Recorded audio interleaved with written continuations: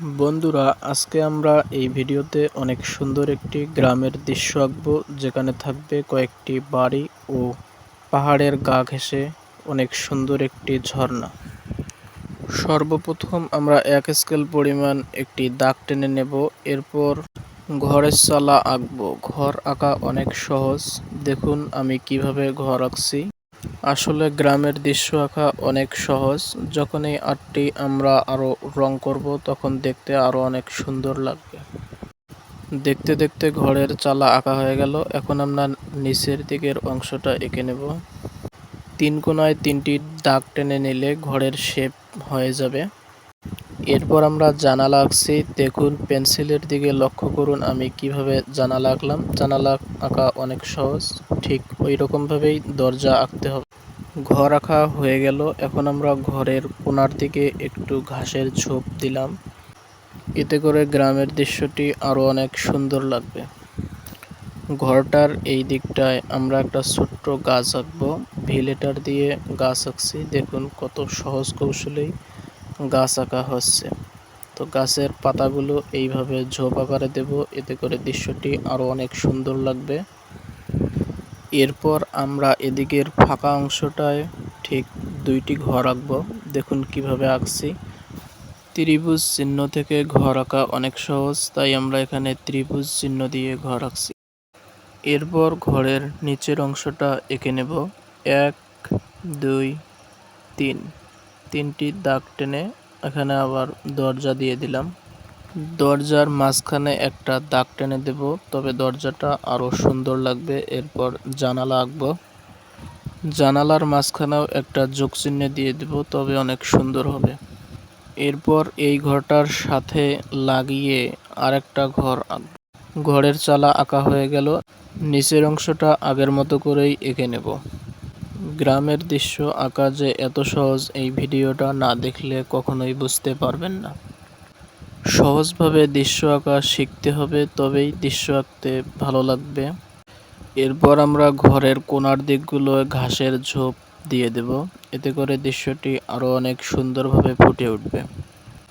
এইখানটায় বাড়ির চালার উপর একটা নারকেল গাছ এঁকে নেব। দেখুন কিভাবে নারকেল গাছ আঁকছি। প্রথমে একটা দাগ টেনে নিলাম হালকা বাঁকা করে, তারপর আরো একটি দাগ একইভাবে টেনে নিতে হবে। এর নারকেল গাছের পাতা আঁকা অনেক সহজ। দেখুন কিভাবে পাতাগুলো মেলিয়ে দিতে হবে। এরপর দেখুন কিভাবে আঁকছি। ধৈর্য সহকারে আর্টটি না কেটে পুরোপুরি দেখুন, তবেই শিখতে পারবেন এই অসাধারণ দৃশ্য আঁকার কৌশলটি। দেখতে দেখতে আমাদের নারকেল গাছটিও আঁকা হয়ে গেল। এরপর আমরা পাশের ঘরের উপরের দিকে একটা গাছ এঁকে নেব। ভিলেটারের মাধ্যমে আমরা গাছটি আঁকছি। দেখুন কতটা সহজ গাছ আঁকা। গাছের পাতাগুলি এরকম ঝোপ আকৃতির গোলাকার করে দেব, তবেই গাছটি দেখতে আরো অনেক সুন্দর ও ভালো লাগবে। গাছের গোড়ার অংশ এভাবে ঘাসের ঝোপ দিয়ে দেব। তারপর দেখুন আমরা এই মাঝখানে ছোট্ট 2টি পাহাড় আঁকবো এবং একটি পাহাড়ের মাঝখানে ঝর্ণা আঁকবো। পাহাড় ও ঝর্ণা আঁকা অনেক সহজ। দেখুন আমার পেন্সিলের দিকে লক্ষ্য করুন আমি কিভাবে আঁকছি, তবেই আর্টটি শিখতে পারবেন। ঝর্ণায় এভাবে পানির ঢেউগুলো দাগ টেনে দিতে হবে। এরপর দেখুন একটি ছোট্ট বাঁকা নদীর পাড়গুলো আমরা কিভাবে দিচ্ছি, এভাবে আঁকা বাঁকা করে দেবেন। আপনাদের ক্ষেত্রে একটু অন্যরকম হতে পারে, তবে কোনো সমস্যা নেই, আঁকতে আঁকতে এক সময় ঠিক হয়ে যাবে। নদীর পাড়গুলো আমরা ডাবল করে দেব, এতে করে নদীটি আরো অনেক স্পষ্টভাবে বোঝা যাবে। নদীর পাড়ের পুরো অংশটাই এভাবে ডাবল করে দিতে হবে। এভাবে দৃশ্য আঁকা শিখলে ভুল হওয়ার কোনো সম্ভাবনাই থাকবে না। আর ভুল হলেও একসময় আর্ট করতে করতে হাত ভালো হয়ে যাবে। তো বন্ধুরা দেখো, নদীটি আমাদের আঁকা শেষ হয়ে গেল।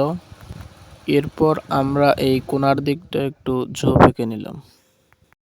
দৃশ্যের মধ্যে এরকম ছোট ছোট ঝোপঝাড়গুলো দেখতে অনেক ভালো লাগে, তাই দৃশ্যের যে যে অংশে ফাঁকা থাকবে সেই অংশে আমরা ছোট ছোট ঝোপঝাড় ও ফুল এঁকে নেব।